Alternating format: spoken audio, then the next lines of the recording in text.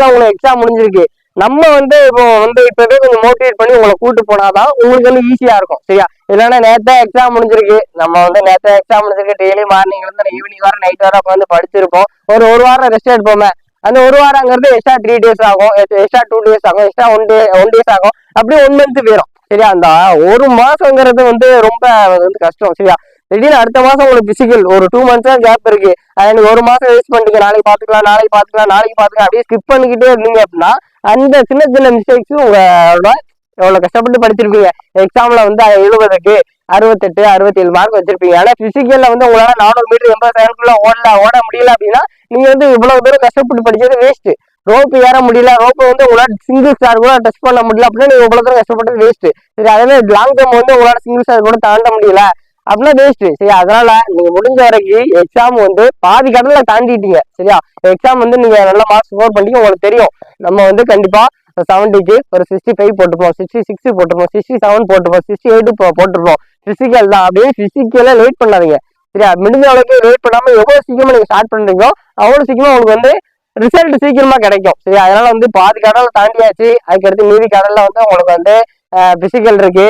சரி, அதுக்கடுத்து document, medical, சரி அதெல்லாம் இருக்கு இல்லையா? அதனால வந்து எக்ஸாம் நல்லா பண்ணிட்டோம் அப்படின்னு என்னைக்குமே சாட்டிஸ்பாக்சன் ஆகாதீங்க. சரியா? பிசிக்கல் உங்க ஆர்டர் வந்து உங்களை தேடி வர வரைக்கும் நீங்க வந்து சாட்டிஸ்பாக்சன் ஆகிடக்கூடாது. சரியா? தொடர்ந்து ஆர்டர் பண்ணிக்கிட்டே இருக்கணும் நண்பா. சரியா? அடுத்து நீங்க வந்து இப்போ பிசி கிளியர் பண்றீங்கன்னா அடுத்து எஸ்ஐயும் ட்ரை பண்ணுங்க. அப்படி வந்து அடுத்த லெவலுக்கு உங்களோட பெர்ஃபார்மன்ஸ் வந்து போய்கிட்டே இருக்கணும். சரியா? நம்ம இலக்கு வந்து ஐயா வைக்கணும். நம்ம வந்து பிசி கிளியர் பண்ணா போதும், பிசி லெவல்ல நம்ம வந்து ஜாப்க்கு போனா போதும் இருக்கக்கூடாது.